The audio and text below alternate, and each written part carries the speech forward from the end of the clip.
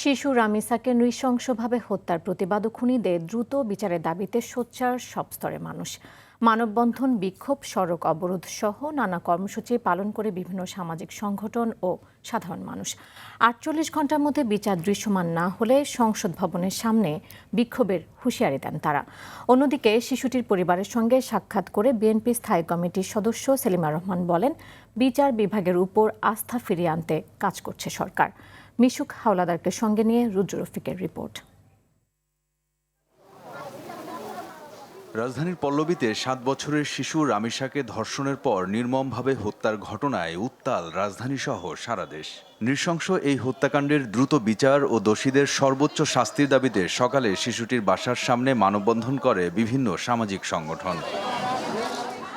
হত্যাকারীদের দ্রুত বিচারের পাশাপাশি রামিসার মতো আর কারো যেন এমন করুণ পরিণতি না হয় সেই দাবি তাদের। এতটুকু বাচ্চাকে কিভাবে একটু মায়া দয়া হইল না, কিভাবে ধ্বংস কইরা তাকে খুন করা হইলো। দেশের মধ্যে এইভাবে যদি ঘটনা অহরহ হইতে থাকে তাহলে আর কতদিন কত বাপ মার বুক খালি হয়ে এইভাবে কানবো, রাস্তায় রাস্তায় ঘুরবো। এই যে যদি শুরু থেকে যদি একটু কঠিন শাস্তি হইতো তাহলে বাচ্চাদের নির্যাতন হইতো না। জুমার নামাজের পর মিরপুর ১০ নম্বর গোলচত্বর এলাকায় সড়ক অবরোধ করে বিক্ষোভ করেন এলাকাবাসী। অতি দ্রুত বিচার না করলে কঠোর কর্মসূচি দেওয়ার হুঁশিয়ারি দেন তারা। ৪৮ ঘন্টার মধ্যে যদি এই সরকার যথাযথ কোনো রায় প্রকাশ না করে, এবার ইনশাল্লাহ আমরা সংসদের সামনে দাঁড়াবো। বাংলাদেশে যদি একটা ধর্ষণের বিচার ঠিক মতো হতো, আমার মনে হয় না পরবর্তীতে এই জিনিসটা এত বাড়তো। বস্তা পচা যে আগের আইন, বস্তা পচা যে নিয়ম, এগুলো বাদ দিয়ে একটা সুষ্ঠু বিচার ব্যবস্থা কায়েম করেন। অন্যদিকে সকালে পল্লবীতে রামিসার বাসায় গিয়ে পরিবারের সদস্যদের সঙ্গে সাক্ষাৎ করেন বিএনপির স্থায়ী কমিটির সদস্য সেলিমা রহমান সহ বিএনপি নেতারা।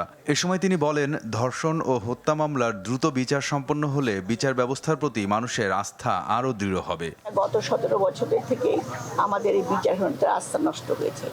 আমরা চেষ্টা করছি সেই বিচার বিভাগে যেন জনগণের ভরসা থাকে, আস্থা থাকে, সেই লক্ষ্যে কিন্তু প্রধানমন্ত্রী কাজ করে যাচ্ছে। মাদক ও নৈতিক অবক্ষয়ের বিরুদ্ধে সামাজিক আন্দোলন গড়ে তোলার আহ্বান জানান সেলিমা রহমান। খুব দ্রুত এর বিচার করবেন যাতে করে জনগণের আস্থা ফিরে আসে। রুদ্র রফিক, RTV, ঢাকা।